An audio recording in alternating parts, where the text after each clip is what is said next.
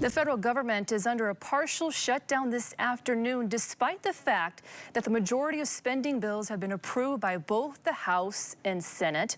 Political reporter Rick Albin is here to walk us through where the budget process is and where it might go. Rick, first let's go back to Friday. The Senate had passed spending bills the House had previously passed, with the exception of the DHS. So what does this mean? Yeah, and they actually passed that bill, but for just a 2-week extension at the current level. So here's the deal. The Senate was presented a package of 6 funding bills that would do everything left in government: financial services, defense, general government, the Department of State, Housing and Urban Development, and DHS. But the Senate didn't pass the DHS, the Department of Homeland Security bill, which includes Customs and Border Protection and Immigration and Customs Enforcement, or ICE.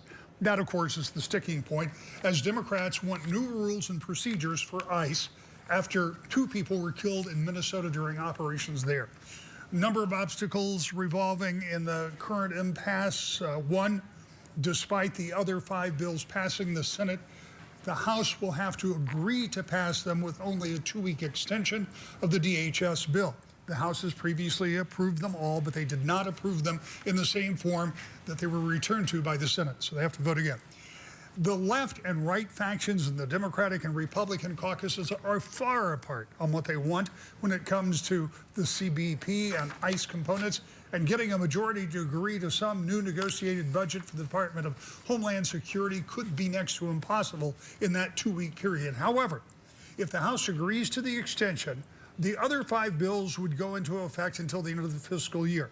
And 3, the DHS bill doesn't just fund border and immigration enforcement. The Federal Emergency Management Agency, or FEMA, is also a DHS function. With winter storms crippling some parts of the country, those responses could be hampered if there's not a new DHS budget. And the same is true for the Transportation Security Administration, TSA. That impacts everybody who flies. So there's some big ramifications to the DHS budget not passing, and all of that will be on the table as lawmakers begin to negotiate, and we think they're starting to do that right now. Any deadline? Yeah, that 2-week period, but moreover, there is a deadline just to try to get those other budget bills done. Now, that 2-week limit on the Department of Homeland Security, that means changes like no more roving patrols and mandating body cameras that Speaker Mike Johnson, the Republican, said maybe he could go along to.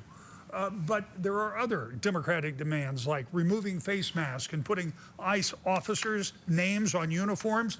That'll face an uphill battle in the House GOP caucus. Bottom line, the House, in order to fund the bulk of government, remember 6 of the 12 appropriations bills were funded through the end of the fiscal year after the last shutdown.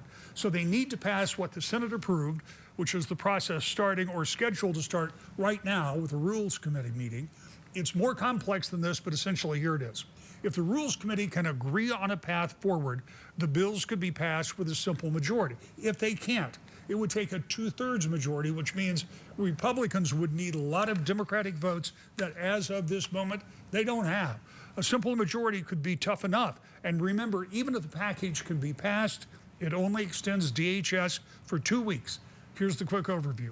12 spending bills needed to fund the federal government. 6 are already in place. 5 more could be approved by the House, meaning 11 of the 12 budgets are good for the rest of the fiscal year. That would leave the Department of Homeland Security funded for 2 weeks, while Democrats and Republicans fight, and they will fight, over appropriate spending levels and guidelines, and could mean DHS would be without a budget indefinitely. And there's one other hook. When that so-called One Big Beautiful Bill was passed, there were tens of billions of dollars appropriated for customs and borders, as well as immigration enforcement. That money is still in place. So even if the budget isn't upped or renewed, there is still money for ICE and Border Patrol to operate, perhaps indefinitely. All right, Rick Albin reporting for us, breaking it all down for us. Appreciate that, Rick. And